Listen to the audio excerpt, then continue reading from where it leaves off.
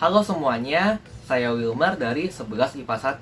Dalam video ini saya akan menjelaskan kepada kalian cara membuat laptop kalian menjadi lancar. Saya juga akan menganalisa aspek kebahasaan yang terdapat pada teks prosedur untuk video ini. Jadi langsung aja kita masuk ke video yang sebenarnya. Apakah laptop kalian sudah tua dan sangat pelan? Setiap kali membuka program selalu ada jeda waktu yang panjang. Kalian juga belum memiliki dana untuk membeli laptop baru? Tenang saja, karena kami punya solusinya. Berikut ini adalah 5 langkah membuat laptop Anda lancar kembali seperti dulu. Mari kita ikuti langkah-langkah berikut dengan seksama. Baiklah, mari kita mulai dari langkah yang pertama, yaitu mengatur power options. Jadi di laptop kalian, klik kananlah pada logo baterai. Lalu pilih Power Options. Nah, lalu akan terbuka Windows baru seperti ini. Langkah selanjutnya yang harus kalian lakukan yaitu di sini kalian bisa melihat ada Create Power Plan. Klik. Nah, lalu di sini kalian bisa melihat ada 3 opsi nih. Ada Balance, Power Saver, dan High Performance. Pilih yang High Performance. Lalu untuk plan name-nya kalian ubah saja sama seperti yang kalian pilih, yaitu High Performance. Supaya lebih rapi, jadinya disamakan saja namanya. Lalu pencet saja Next. Nah, lalu Anda akan terbawakan ke bagian ini, di mana di bagian ini tuh cukup saja menekan Create. Nah, lalu Anda bisa melihat bahwa opsi baru yaitu High Performance sudah terbuat di laptop kalian. Jadi selanjutnya kalian pilih Change Plan Settings. Klik. Nah, lalu Anda tekanlah Change Advanced Power Settings di sini. Nah, sekarang sudah terbuka Windows baru yang dinamakan Power Options. Sekarang kita akan memasuki langkah yang kedua, yaitu mengubah profil prosesor, hard disk, dan juga graphic card kalian. Nah, di sini bisa dilihat ada hard disk dan turn off hard disk after. Kalian bisa lihat ada 2 opsi di sini, yaitu on battery dan juga plug-in. Saya sarankan untuk on battery ini atur saja menjadi 10 menit, dan untuk plug-in kalian atur menjadi never atau 0 menit. Tujuannya kenapa? Tujuannya itu supaya hard disk kalian tuh tidak dimatikan oleh Windows. Tujuan Windows mematikan hard disk itu supaya laptop kalian lebih hemat baterai. Tapi hal ini dapat membuat laptop kalian menjadi lebih lemot. Dimana kalau laptop kalian tuh lemot kan sama aja, baterai jadi juga lebih cepat habis. Menghabiskan waktu baterai untuk menunggu kan. Jadinya kita mengatur saja ini ke never dan 10 menit. Nah, lalu kita akan beralih ke opsi selanjutnya, yaitu Processor Power Management.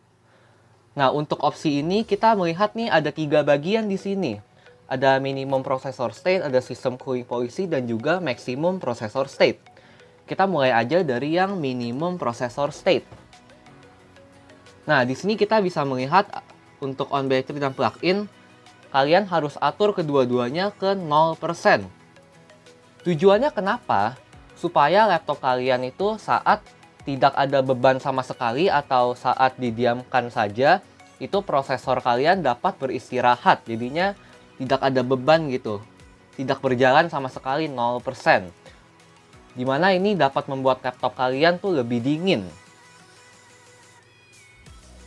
Lalu selanjutnya System Cooling Policy. Nah, untuk bagian yang ini saya sarankan jika laptop kalian itu sering panas, atur kedua-duanya menjadi aktif. Tapi jika laptop kalian tidak begitu panas, saya sarankan ke pasif saja, supaya laptop kalian bisa lebih hemat baterai. Lalu kita akan beralih ke selanjutnya, yaitu Maximum Processor State. Untuk yang bagian ini, kalian harus mengatur kedua-duanya ke 100%. Tujuannya kenapa? Supaya laptop kalian itu bisa menggunakan kemampuan maksimalnya 100%. Nah, kita udah selesai untuk bagian prosesor power management. Selanjutnya kita akan beralih ke Intel Graphic Settings. Saya akan mengingatkan lagi, tidak semua laptop memiliki opsi ini. Jadi jika Anda memiliki opsi ini di laptopnya, maka silahkan diatur. Nah, untuk on battery dan plug-in, saya sarankan untuk atur ke maximum performance untuk keduanya. Tujuannya supaya laptop kalian dapat menggunakan kemampuan maksimal dari graphic card di laptop kalian. Nah, kita telah selesai mengatur power options yang ada di sini. Jadi langkah selanjutnya, sebelum Anda menekan OK, pastikan Anda telah menekan Apply. Tujuannya supaya opsi yang tadi telah kalian ganti itu dapat tersimpan. Nah, karena udah apply, langsung saja kita tekan OK. Nah, lalu Anda bisa langsung meng-close Windows ini. Selanjutnya kita akan masuk ke langkah yang ketiga, yaitu membuang file yang sudah tidak dipakai. Atau arti lainnya yaitu file-file sampah yang ada di laptop kalian. Jadi langkah yang harus kalian lakukan yaitu, pertama ketiklah run di search bar Windows kalian. Nah, lalu akan muncul dialog kecil seperti ini. Yang harus kalian lakukan adalah ketik %temp%. Nah, lalu pencetlah OK. Nah, kita akan terbawakan ke file yang banyak ini. Ada yang nama-namanya sangat kompleks ini. Nah, ini itu merupakan file-file sisaan atau file-file sampah yang ada di laptop kalian. Bisa saja ini berasal dari internet atau dari iklan-iklan yang ada di browser kalian. Jadinya ini sangat aman untuk dibuang. Anda tidak perlu khawatir akan merusak sistem atau apa. Jadi yang harus kalian lakukan yaitu cukup memblokir ini semua. Klik kanan, lalu delete. Nah, jika terdapat dialog yang bertuliskan file in use seperti ini, cukup saja Anda tekan skip. Karena mungkin file ini belum siap untuk dibuang oleh sistem.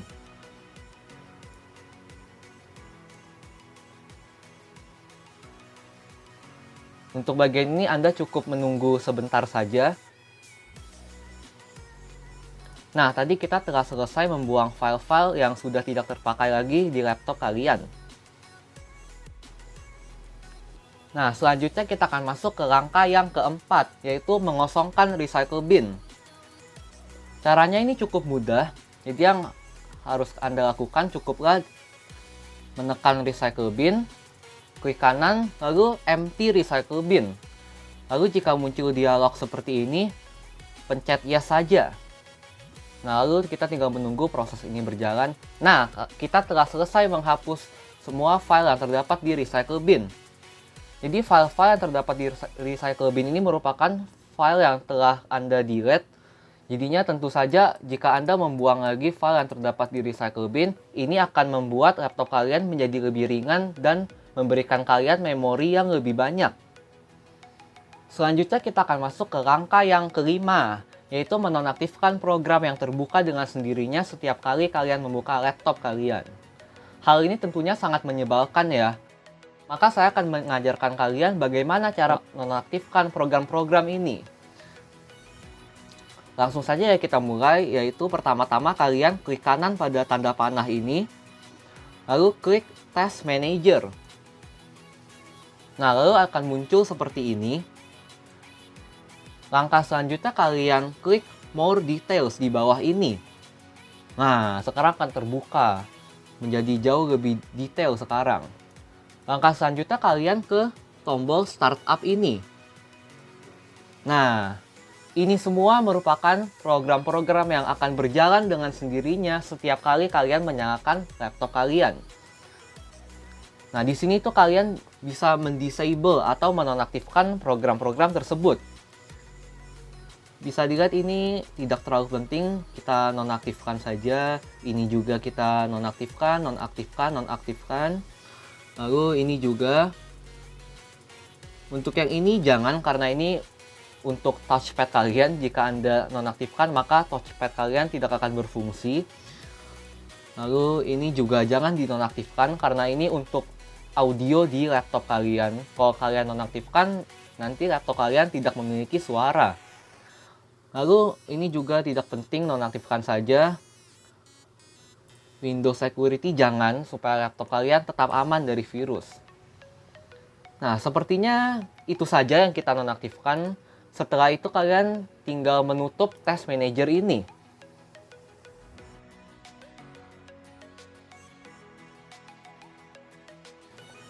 Sekarang kita akan menganalisa aspek kebahasaan yang terdapat di teks prosedur ini. Jadi kita mulai aja dari strukturnya dulu. Nah, struktur yang pertama itu ada pernyataan umum. Jadi pernyataan umum itu merupakan paragraf pembuka yang menjadi awalan dari teks prosedur. Biasanya ini terdapat di paragraf pertama seperti yang terdapat di teks prosedur saya. Nah, apakah laptop Anda sudah dan sangat pelan? Ini 5 langkah untuk buat laptopnya disimpan. Mari kita mulai dari langkah yang pertama. Ini merupakan pernyataan umum. Selanjutnya ada tahapan, atau yang biasanya itu disebut langkah-langkah dalam teks prosedur. Contohnya itu seperti ini. Pertama, klik kanan pada logo baterai. Kedua, kalian bisa melihat di Windows baru. Ketiga, Anda telah melihat mengatur ini. Keempat, ini terdapat pada paragraf kedua sampai paragraf 6. Selanjutnya ada penegasan ulang atau penutup. Penegasan ulang ini merupakan paragraf yang berfungsi sebagai penutup dari teks prosedur ini. Untuk yang teks prosedur saya ini terdapat di paragraf ke-7. Nah, kita telah menyelesaikan langkah-langkah ini. Semoga video ini dapat membantu meningkatkan ini dan dapat merasakan kelancaran. Ini merupakan penutup atau penegasan ulang. Nah, itu tadi merupakan struktur dari teks prosedur ini. Sekarang kita akan masuk ke aspek kebahasaannya. Kita mulai aja dari konjungsi temporal. Jadi konjungsi temporal itu merupakan aspek kebahasaan yang terdapat pada teks prosedur dengan contoh misalnya, kita cari dulu. Nah, selanjutnya sebelum. Nah, ini merupakan konjungsi temporal, ciri khas aspek kebahasaan yang biasanya terdapat pada teks prosedur. Selanjutnya ada kata bilangan. Kata bilangan ini merupakan kata yang menunjukkan bilangan dengan huruf. Misalnya seperti ini, 5. Kan bisa diketik dengan 5 seperti ini, tapi ditulis menggunakan kata. Yang ini juga sama, pertama, kedua, ketiga, keempat, dan kelima. Selanjutnya ada kalimat perintah. Kalimat perintah ini merupakan kalimat yang memerintahkan dalam teks prosedur. Contohnya saya cari dulu seperti ini, pilihlah, tekanlah, lalu ada ubahlah. Nah, seperti itu adalah kalimat perintah. Selanjutnya ada kalimat interogatif atau kalimat tanya.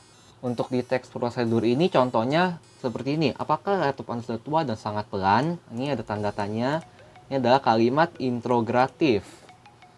Setiap Anda buka aplikasi terdapat waktu yang panjang. Anda juga belum memiliki dana untuk membeli laptop baru. Ini interogatif ya. Selanjutnya kata kerja material. Kata kerja material ini merupakan kata kerja yang menunjukkan aktivitas fisik. Contohnya seperti ini. Kalian bisa melihat, lalu menunggu. Nah, seperti ini merupakan kata kerja material karena menunjukkan aktivitas fisik, yaitu melihat dan menunggu.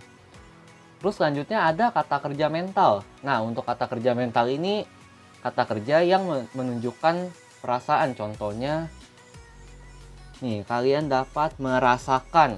Itu adalah kata kerja mental. Itu tadi merupakan hasil analisa saya mengenai teks prosedur ini.